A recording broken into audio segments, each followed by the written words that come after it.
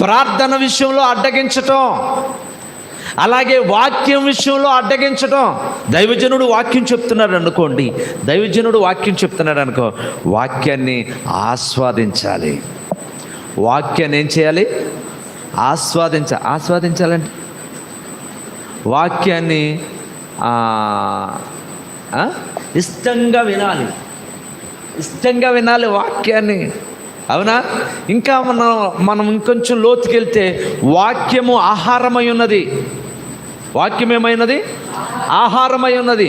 ఈ ఆహారం అనే వాక్యము వస్తుండగా ఇష్టంగా భుజించాలి. ఏం చేయాలి? ఇష్టంగా భుజించాలి. ప్రేమేందరి బిడ్డలారా, ఇష్టంగా భుజించాలి. వంకలు పెట్టకూడదు వాక్యానికి, లేకపోతే వాక్యానికి ఇంకో రకంగా మనం అర్థాలు తీసుకోకూడదు. హల్లెలూయా.